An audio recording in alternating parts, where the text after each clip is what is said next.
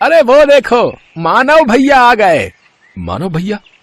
ये तो वही है ना जो बड़ा आदमी बनने शहर गए थे कई साल पहले।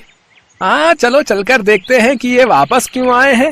जब वो दोनों मानव के पास जाते हैं तो उसकी हालत बहुत ही खराब होती है। अरे मानव भाई, तुम तो शहर बड़े आदमी बनने गए थे ना, फिर आपका ये हाल? अभी ये सब वक्त नहीं है भाई कुछ भी बताने का। हम शहर से 300 किलोमीटर पैदल चलकर आए हैं और हम सब कई दिनों से भूखे हैं। अगर हो सके तो हमें राशन पानी कुछ दिन के लिए उधार दे दो भैया। तुम अपने घर जाओ और आराम करो मानव भाई। और रही खाने की बात, तो मैं गांव के मुखिया को बोल देता हूँ, वो कुछ दिनों का राशन पानी तुम्हारे घर भिजवा देंगे। आपका बहुत बहुत शुक्रिया किशोर भाई। मुखिया उनके घर 1 महीने का राशन पानी भिजवा देता है। सुनिए जी, आखिर कब तक हम इन गांव वालों से छुपा कर रखेंगे कि हम शहर से भागकर क्यों आए हैं? तो हम इन गांव वालों से क्या कहते कि शहर में रहकर हम पर इतना कर्जा हो गया और वो चुका न पाने की वजह से हम गांव वापस आए हैं। फिर तो ये हमें जो राशन पानी मिला है वो भी नहीं मिलता। ये तो आप ठीक कह रहे हैं जी। देखो रमा, जो किस्मत में लिखा है उसे कोई नहीं टाल सकता। चलो अब सो जाओ, रात बहुत हो गई है। मैं कल ही मुखिया से मिलकर काम की कोई बात करता हूँ। अगले दिन मानव मुखिया से मिलता है और अपने बेरोजगार होने की समस्या बताता है। देखो मानव, तुम इस गांव के बेटे हो और अब तुम इसी गांव में रहकर अपना कोई काम शुरू करो। आपने बिल्कुल सही कहा मुखिया जी। वैसे मैं शहर में सारा दिन ऑटो रिक्शा चलाता था और शाम को रमा और मैं पानी पूरी का ठेला लगाते थे। तो मैं सोच रहा हूँ कि क्यों ना मैं इस गांव में भी पानी पूरी बनाकर बेचूं। हाँ हाँ, ये तो बहुत ही अच्छा ख्याल है। वैसे भी अपने गांव में एक भी पानी पूरी वाला नहीं है। अपना खेत गिरवी रखकर मानव और रमा ने पानी पूरी का ठेला खोल लिया। वो ठेला लगाकर बैठे थे, तभी वहाँ उसका बचपन का दोस्त विनोद आ गया, जो कि एक गांव से दूसरे गांव तक ऑटो चलाता था। अरे वाह, आज मेरा दोस्त नए काम की शुरुआत कर रहा है, लेकिन तेरे चेहरे पर इतनी उदासी क्यों है? क्या बताऊं यार, ठेला लगाए पूरे 2 घंटे हो गए लेकिन अभी भी एक भी बोनी नहीं हुई। अच्छा बता, कितने की प्लेट दे रहा है तू इन गोलगप्पों की? भैया 10 रुपए के 5 गोलगप्पे हैं बस। अच्छा भाभी, फिर तो मेरे लिए 1 प्लेट लगा दीजिए। मानव उसको गोलगप्पे बनाकर खिलाने लगा। उनको चखते ही विनोद ने कहा, अरे वाह, ये तो सचमुच किसी अमृत समान है। कुछ ही दिनों में उनका पानी पूरी का काम बहुत अच्छे से चलने लगता है। एक दिन मुखिया जी उसके ठेले पर आते हैं।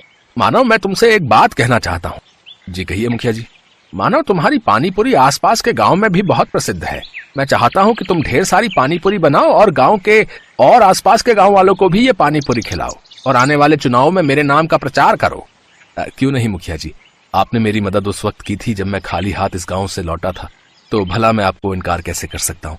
मैं आपकी मदद जरूर करूंगा। बहुत बहुत धन्यवाद मानव बेटा। अच्छा अब मैं चलता हूँ। हैं?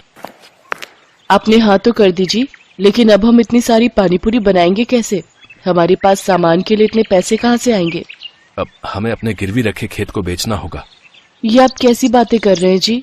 अगर अच्छी कमाई हो गई तो फिर हम उस कमाई से नया खेत ले लेंगे, लेकिन मैंने मुखिया को जुबान दी है और अब मैं अपनी बात से पीछे नहीं हट सकता। और इस तरह मानव ने अपनी जमीन भी बेच दी। क्या बकवास कर रहे हो मानव? आखिर हमारे बीच पैसों की बात कहाँ हुई थी? मजाक मत कीजिए मुखिया जी, मैंने अपना खेत भी बेच दिया है। ऐसे तो मैं बर्बाद हो जाऊंगा। चुपचाप जाता है या धक्के मारकर निकालूं यहाँ से? दुखी होकर मानव घर पहुंचता है और रमा को सारी बात बताता है।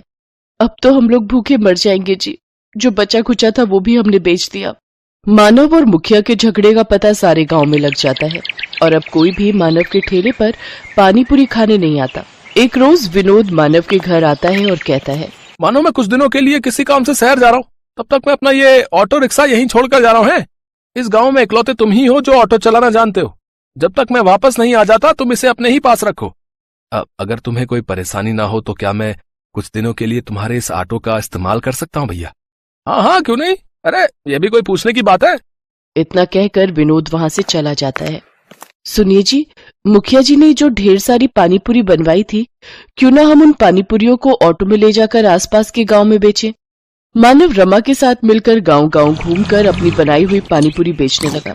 देखते ही देखते वो दोनों ऑटो रिक्शा पानी पूरी वाले नाम से फेमस हो गए। आज मैं बहुत खुश हूँ। हमेशा से कर्जे से भागते आया हूँ, लेकिन आज तो ऐसा लग रहा है मानो मैं दुनिया जीत चुका हूँ। कुछ दिन बाद विनोद एक नया ऑटो लेकर गांव पहुंचा। अरे वाह विनोद, नया ऑटो? लेकिन तेरे पास तो पहले से ही ऑटो है ना, फिर ये किस लिए? अरे वो ऑटो अब पुराना हो चुका है यार, और मैं उसे बेचने की भी सोच रहा हूँ।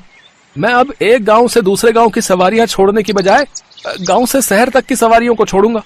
अगर आप बुरा ना मानो विनोद भाई, तो क्या ये ऑटो हमें बेच सकते हो? अरे ये भी कोई पूछने की बात है? आज से ये ऑटो आपका हुआ है। तेरी बड़ी मेहरबानी मेरे दोस्त। ये ले, ये तेरे ऑटो रिक्शा के पैसे पकड़।